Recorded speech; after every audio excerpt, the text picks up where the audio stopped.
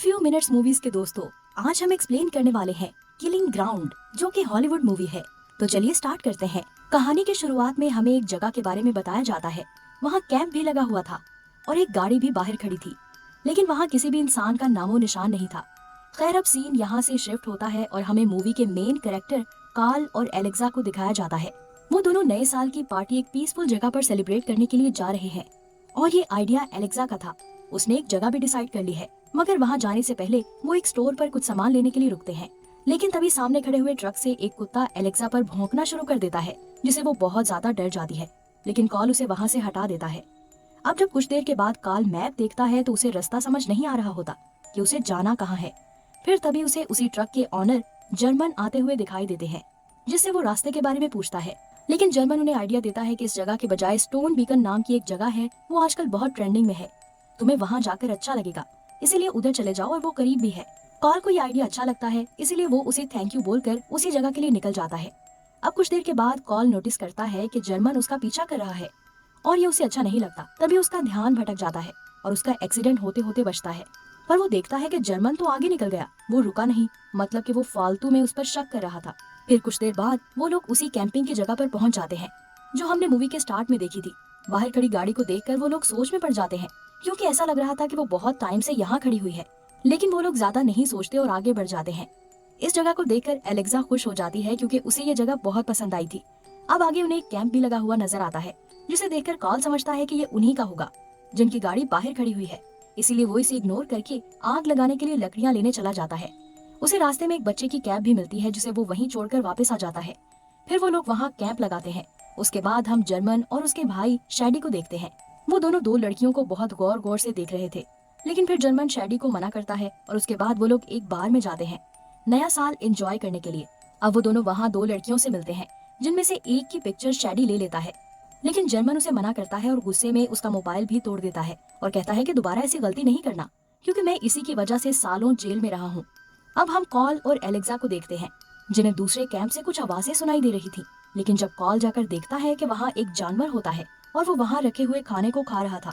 ये देखकर कॉल बहुत हैरान हो जाता है और सोचता है कि अब तक तो उन लोगों को घूमकर वापस आ जाना चाहिए था।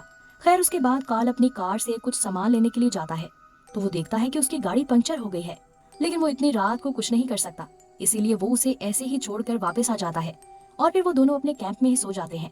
अब अगली सुबह एलेक्सा देखती है कि वो लोग अभी तक नहीं आए और उसे ये समझ नहीं आ रहा होता कि वो लोग आखिर गए कहाँ हैं। लेकिन फिर एलेक्सा अपना सामान पैक करने लगती है और कार्ल टायर को सही करने की कोशिश करता है, क्योंकि आज उन लोगों को वापस जाना था। अब जब एलेक्सा गाड़ी के पास आ रही होती है तो हम उसके पीछे भागते हुए एक छोटी बच्ची को देखते हैं, मगर एलेक्सा को वो दिखाई नहीं देती और वो बच्ची भागते भागते वहीं गिर जाती है। लेकिन जब कार्ल उसे दोबारा कैंप में से सामान लेने के लिए भेजता है तो उसे वो बच्ची दिख जाती है। उसे देखकर ऐसा लग रहा था कि उसने कुछ दिनों से कुछ खाया पिया नहीं है। अब एलेक्सा फौरन कॉल को बुलाती है और जब वो आकर देखता है तो वो हैरान हो जाता है कि इस घने जंगल में कौन इस बच्ची को छोड़कर चला गया है। उसके बाद वो लोग फौरन अपनी कार के पास आते हैं, पर उनकी कार तो खराब थी, इसीलिए कार्ल बोलता है कि हम दूसरी कार ले जाते हैं और शहर पहुंचकर उसके ऑनर को ढूंढ कर ये गाड़ी वापस कर देंगे, क्योंकि उन्हें इस बच्ची की जान बचानी थी। ये बात एलेक्सा को सही लगती है और फिर वो दोनों उस गाड़ी में बैठने लगते हैं कि तभी एक गाड़ी आकर रुकती है, जिसमें से शैडी बाहर आता है और फिर कार्ल उसे सारी बात बताता है। लेकिन जब शैडी उस बच्ची को देखता है तो वो बहुत ज्यादा घबरा जाता है। उसके बाद शैडी कहता है कि इसकी फैमिली वाटरफॉल की तरफ गई होगी, हमें भी वहां जाकर देखना होगा, शायद उसकी फैमिली हमें मिल जाए। ये सुनकर कार्ल मान जाता है और यही उसकी सबसे बड़ी गलती थी। फिर वो एलेक्सा को उस बच्ची के साथ यहीं रुकने को कहता है और शैडी के साथ उस फैमिली को ढूंढने के लिए जाने लगता है। अब शैडी अपनी गाड़ी से एक गन भी निकालता है, जिसे देखकर कार्ल कहता है कि ये किस लिए है, जिस पर शैडी उसे बताता है कि मैं एक शिकारी हूँ, इसीलिए ये मेरे साथ हर वक्त रहती है। उसके बाद वो लोग चले जाते हैं और एलेक्सा गाड़ी में बच्ची के साथ बैठकर गाड़ी लॉक कर लेती है। अब वो लोग थोड़ा आगे जाते हैं, जिसके बाद कार्ल कुछ ऐसी चीजें देखता है कि उसकी आंखें फटी की फटी रह जाती हैं। असल में वहाँ पर कुछ लोगों की डेड बॉडीज पड़ी हुई थी, जिनका हाल बहुत बुरा था और उन लोगों को बहुत बेदर्दी से मारा हुआ था। अब ये फैमिली कौन थी और वो बच्ची क्या इन्हीं की बेटी है, ये सब जानने के लिए हम चलते हैं 4 दिन पीछे, जहाँ हम 4 लोगों की फैमिली को देखते हैं जो कार्ल और एलेक्सा से पहले यहाँ पर आए थे। इस फैमिली में रॉबर्ट और उसकी वाइफ मार्गरेट और उनकी एक बेटी आनी और दूसरी वही 3 साल की छोटी बच्ची जो कार्ल और एलेक्सा को मिली थी। वो लोग वहाँ पर बहुत खुश थे और फिर एक जगह अपनी अपनी पिक्चर खींचती है। तभी उसे कुछ आवाज आती है, इसलिए वो वापस अपने कैंप पर जाती है। अब रात होने पर ये लोग साथ खाना खाते हैं और इसी बीच रॉबर्ट उन्हें बताता है कि यहाँ पीछे एक ऐसी जगह है जिसके बारे में मशहूर है कि वहाँ जो लोग भी घूमने जाते हैं उन्हें कुछ लोग पकड़ लेते हैं और उनका सारा सामान लूट कर उन्हें मार देते हैं। ये सुनकर एनी बहुत ज्यादा डर जाती है क्योंकि उसने सुबह ही कुछ आवाजें सुनी हुई थी। अब अपनी बेटी को इतना डरते हुए देखकर रॉबर्ट हंसते हुए कहता है कि मैं तो मजाक कर रहा था। जिसके बाद वो लोग सोने चले जाते हैं क्योंकि उन्हें सुबह घूमने भी जाना था। अब सुबह होने पर सब जाने के लिए तैयार होने लगते हैं मगर एनी जाने से मना कर देती है। उसकी मॉम उसे बहुत मनाती है पर वो जाने के लिए नहीं मानती, इसलिए रॉबर्ट उसे वहीं रहने का कहता है और फिर वो लोग घूमने के लिए निकल जाते हैं। जिसके बाद हम नोटिस करते हैं कि कोई एनी पर नजर रखे हुए है और ये चीज एनी को भी खुद महसूस होती है, इसीलिए वो अपनी सेफ्टी के लिए गाड़ी में जाकर सो जाती है। दूसरी तरफ रॉबर्ट और मार्गरेट एक साथ काफी एंजॉय कर रहे होते हैं क्योंकि उन्हें नहीं पता था कि उन पर मुसीबतों की घड़ी आने वाली है। तभी हम देखते हैं कि एनी के पास एक गाड़ी आती है और उसमें से जर्मन और शैडी उतरते हैं जो शिकार करने के लिए आए थे।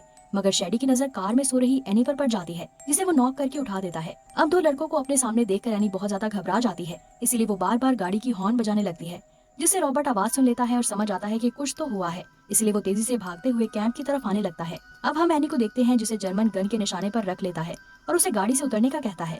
वो बहुत ज्यादा डर जाती है और अब उसको मजबूरन गाड़ी से उतरना पड़ता है। लेकिन तभी वहाँ पर रॉबर्ट आ जाता है और वो जर्मन पर हमला कर देता है, मगर जर्मन के एक ही मुक्के से रॉबर्ट बेहोश हो जाता है। अब इसी बीच हम मार्गरेट को भी देखते हैं जो पहले कैंप में जाकर अपनी बेटी को सुला देती है और फिर वहाँ आती है, लेकिन फिर वो लोग उसे भी पकड़ लेते हैं। जिसके बाद वो लोग उन्हें बांध कर एक अजीब सी जगह पर लेकर जाते हैं। ये वही जगह थी जिसके बारे में रात में रॉबर्ट ने बताया था। अब वो दोनों रॉबर्ट के सामने उसकी वाइफ और बेटी के साथ जबरदस्ती करते हैं और फिर ऐसे ही छोड़ देते हैं। अब कुछ देर के बाद जब शैडी एनी का मोबाइल चेक कर रहा होता है तो उसे पता चलता है कि इन लोगों के साथ एक बच्ची भी थी, इसीलिए वो मार्गरेट से उसके बारे में पूछते हैं मगर वो उन्हें कुछ नहीं बताती, जिसकी वजह से उन दोनों को बहुत गुस्सा आने लगता है। और फिर वो लोग उनके साथ एक शूटिंग गेम खेलते हैं जिसमें वो सबसे पहले रॉबर्ट के सर पर एक कैन रखते हैं और शैडी उस पर निशाना लगाने लगता है, लेकिन रॉबर्ट के ज्यादा हिलने की वजह से गोली उसके सर में लग जाती है और उसका सर फट जाता है जिससे उसकी वहीं पर मौत हो जाती है। रॉबर्ट की मौत अपनी आंखों के सामने देखकर मार्गरेट बहुत ज्यादा टूट जाती है। उसके बाद वो लोग मार्गरेट के सर पर भी कैन रखते हैं और फिर जर्मन उसे शूट करने लगता है और फिर वो मार्गरेट के चेस्ट में गोली मार देता है। उसके बाद वो दोनों मिलकर दोबारा एनी के साथ जबरदस्ती करते हैं और फिर उसे भी मार देते हैं। मतलब उन दोनों ने एक पूरी फैमिली को खत्म कर दिया जो कि बेकसूर थी। अब उन दोनों को उस बच्ची को ढूंढना है, इसीलिए वो लोग कैंप में जाते हैं मगर उन्हें वो वहाँ नहीं मिलती क्योंकि जंगल में इधर उधर अपने मॉम डैड को ढूंढ रही है। खैर अब कहानी प्रेजेंट टाइम पर आती है और हम कार्ल को देखते हैं जो उन लाशों को देखकर काफी ज्यादा डरा हुआ था। लेकिन तभी शैडी नोटिस करता है कि यहाँ पर मार्गरेट नहीं है, यानी कि वो अभी भी जिंदा है, इसीलिए वो उसे ढूंढना शुरू कर देता है और फिर कुछ ही दूर उसे वो मिल भी जाती है, जिसके बाद वो उसे खत्म कर देता है। ये देखकर कार्ल भी समझ जाता है कि इसने ही पूरी फैमिली को मारा है। फिर कार्ल उससे पूछता है कि क्या तुम अब हम दोनों को भी मार दोगे, जिस पर शैडी कहता है कि हाँ, पर पहले हम तुम्हारी गर्लफ्रेंड के साथ मजे करेंगे और फिर तुम दोनों को तड़पाएंगे, उसके बाद मार कर यहीं पर छोड़ देंगे। ये सुनकर कार्ल को बहुत ज्यादा गुस्सा आ जाता है और वो उसे धक्का देकर वहाँ से भागने लगता है।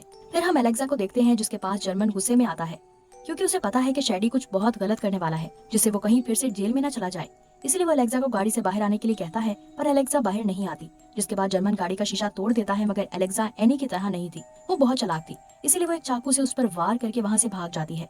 मगर जर्मन भी कम नहीं था, वो अपना कुत्ता एलेक्सा पर छोड़ देता है और खुद भी उसके पीछे गन लेकर भागता है। दूसरी तरफ शैडी कार्ल पर अंधाधुंध गोलियां चला रहा था, पर हम उसी कुत्ते को देखते हैं जिसका ध्यान एक रैबिट पर चला जाता है, जिसकी वजह से एलेक्सा उससे बचने में कामयाब हो जाती है। अब दूसरी तरफ शैडी गलती से जर्मन को कार्ल समझकर उस पर गोली चला देता है, लेकिन जब वो जाकर देखता है तो उसे अपने किए पर गुस्सा आने लगता है। इतने में एलेक्सा वहाँ पर उस बच्ची के साथ आ जाती है और उसको शैडी गन की नोक पर रख लेता है और उसे अपने साथ चलने को कहता है। ये सब छुप कर कार्ल देख रहा होता है पर वो अभी कुछ नहीं करता क्योंकि उसे एक मौके की तलाश है। अब जर्मन अपने भाई से कहता है कि मुझे मार दो, मैं बहुत दर्द में हूँ, मगर शैडी ये नहीं कर पा रहा था, पर जर्मन के बार बार बोलने पर वो उसे गन से शूट कर देता है और वो मौत ऐसी ही डिजर्व करता था। उसके बाद वो एलेक्सा को लेकर उसी जगह पर आता है जहाँ उसने एनी के साथ जबरदस्ती की थी। वो उसे वहाँ बांध देता है, लेकिन पता नहीं उसके जहन में क्या आता है और वो उसे खोल कर अपने साथ गाड़ी में कहीं ले जाने लगता है। ये सब कार्ल भी देख लेता है और उसकी चाबियां निकाल कर उसकी गाड़ी से शीशे के पीछे पीछे जाने लगता है, लेकिन इसी दौरान जल्दी जल्दी में वो बच्ची वहीं रह जाती है। अब कार्ल पास में ही रेंजर्स के पास जाता है और उन्हें इस बारे में सब कुछ बता देता है, पर हम एलेक्सा और शैडी को देखते हैं। रास्ते में एलेक्सा शैडी के साथ हाथापाई करने लगती है जिससे गाड़ी अनबैलेंस होती है और उनका एक्सीडेंट हो जाता है। अब जब एलेक्सा को होश आता है तो वो देखती है कि उसके हाथ स्टीयरिंग से बंधे हुए हैं और शैडी यहाँ से गायब है, लेकिन तभी वो दूर से कुछ गाड़ियों को अपनी तरफ आते हुए देखती है। वो रेंजर्स थी और उनका ध्यान अपनी तरफ करने के लिए वो गाड़ी की लाइट खोल देती है। अब कार्ल गाड़ी से उतरने लगता है मगर रेंजर्स उसे वहीं रुकने को बोलते हैं और खुद आगे जाते हैं, लेकिन तभी उन पर अंधाधुंध गोलियां चलने लगती हैं जिसमें सब मारे जाते हैं। ये काम शेडी का था क्योंकि उसे पता था कि वो लोग आ रहे हैं, इसीलिए वो उन सबको मारने के बाद बाहर आता है और एलेक्सा को लेकर रेंजर्स की गाड़ी में बैठ जाता है। इसी बीच हम ये भी देखते हैं कि कार्ल को भी गोली लग जाती है, जिसकी वजह से वो बहुत ज्यादा तकलीफ में है। अब शेडी एलेक्सा को गाड़ी चलाने का कहता है और कार्ल को उसके साथ आगे बिठाता है और खुद पीछे वाली पैसेंजर सीट पर बैठ जाता है। फिर इसी बीच हम उस बच्ची को देख पाते हैं जिसके पास जर्मन का कुत्ता था और वो उस बच्ची की हिफाजत कर रहा था। अब एलेक्सा गाड़ी की स्पीड बहुत तेज कर देती है, जिससे उनका कुछ ही देर बाद एक्सीडेंट हो जाता है। उसमें कार्ल बेहोश हो जाता है, पर शेडी अभी जिंदा था, इसीलिए वो फिर से एलेक्सा के साथ जबरदस्ती करने लगता है। लेकिन तभी एलेक्सा एक चाकू से उस पर वार कर जाती है। इतना मारने के बाद भी एलेक्सा का मन नहीं भरता, इसीलिए वो एक पत्थर से उसका सर कुचल देती है। खैर अगले दिन हम उन दोनों को हॉस्पिटल में देखते हैं, यानी कि उन्हें बचा लिया गया है। लेकिन वो छोटी सी बच्ची अभी भी जंगल में ही है, जिसकी हिफाजत वो कुत्ता कर रहा है। और उसी के साथ ही ये मूवी यहाँ खत्म हो जाती है। तो दोस्तों, आपको आज की मूवी कैसी लगी हमें कमेंट सेक्शन में जरूर बताएं। नेक्स्ट आप कौन सी मूवी की एक्सप्लेनेशन देखना चाहते हैं, ये भी आप कमेंट सेक्शन में जरूर बताएं। अगर आपको वीडियो अच्छी लगी तो हमारे चैनल फ्यू मिनट्स मूवीज को सब्सक्राइब जरूर कीजिए। अपना ख्याल रखें, बाय बाय।